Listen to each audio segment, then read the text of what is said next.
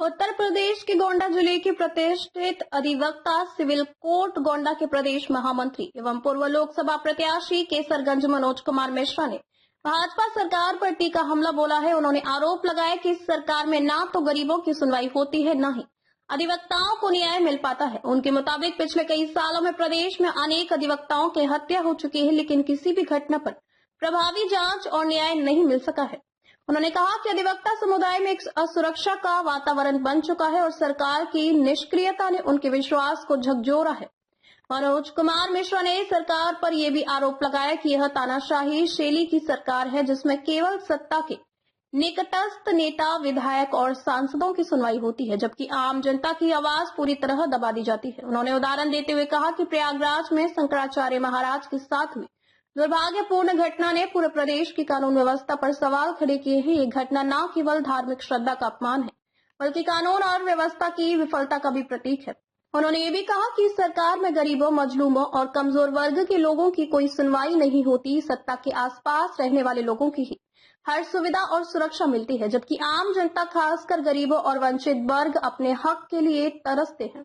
उन्होंने कहा कि भाजपा सरकार को अपनी नीतियों में बदलाव लाना होगा, ताकि हर व्यक्ति, चाहे वह अधिवक्ता हो या गरीब मजदूर, उसे बराबरी का हक मिल सके। मिश्रा ने भी कहा कि अधिवक्ता समाज जो लोकतंत्र के स्तंभों में एक महत्वपूर्ण स्थान रखता है, उसकी भूमिका समाज में कानून के प्रति विश्वास बनाए रखने की है। इसलिए उन्होंने सरकार से अनुरोध किया है कि वह अधिवक्ताओं की सुरक्षा के लिए विशेष उपाय करें और जिन मामलों में हत्या हुई है उनकी निष्पक्ष जांच सुनिश्चित की जाए।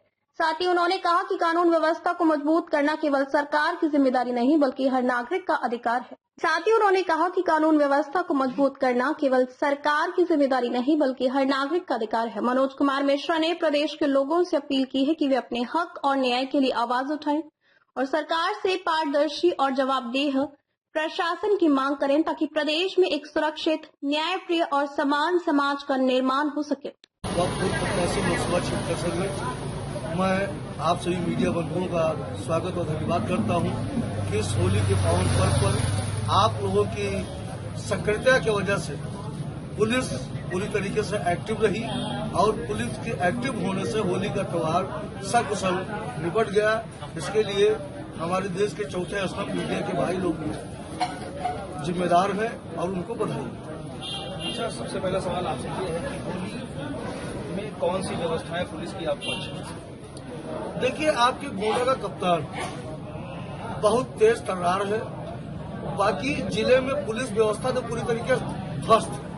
कप्तान जब तेज तर्रार है तो पुलिस व्यवस्था भी। कप्तान अकेले कप्तान मैनेज करता है, लेकिन मैनेज हो नहीं पा रहा है, क्योंकि जो थाने पे बैठे दरोगा और सिपाही और एसओ हैं, ये पूरे सिस्टम को चौपट किए हुए हैं। न्याय व्यवस्था पूरी तरीके से ध्वस्त। इस होली के त्योहार में भी तमामों जगह एक अकेले एसपी साहब पूरे जिला को मैनेज नहीं कर सकते हैं। एसपी हमारा बहुत सही है, लेकिन जो थाने के दरोगा, हल्का दरोगा है, बीट इंचार्ज है, सिपाही है, ये लोग पूरी तरीके से भ्रष्टाचार में लिप्त हैं और इन्हीं की वजह से तहसील स्तर की जो व्यवस्था है वो भी पूरी तरीके से ध्वस्त है।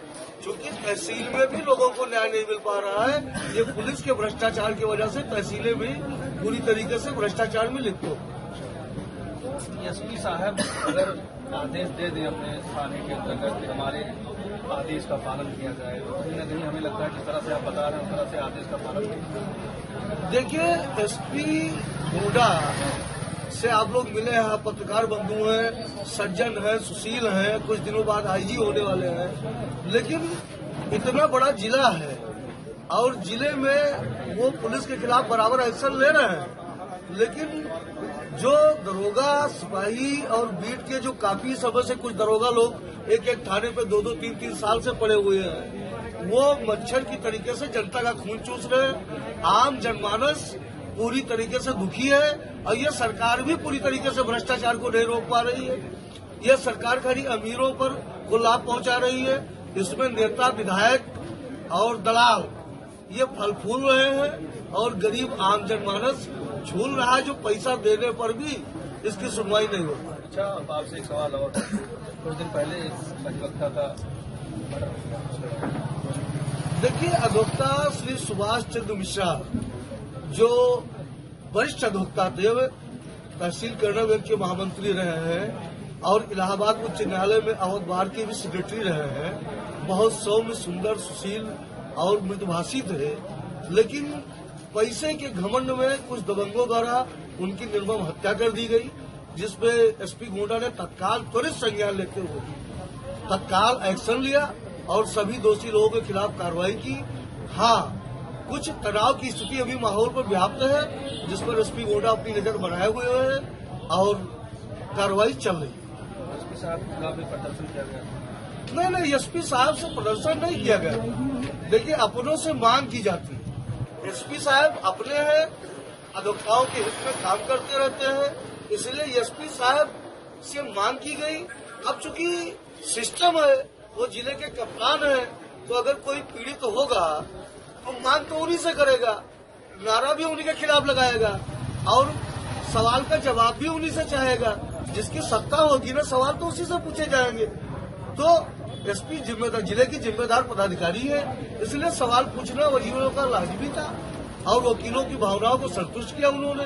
दोषियों को तत्काल दंडित किया और जितने भी मर्डर आपके गोंडा में 2.5 साल में हुए हैं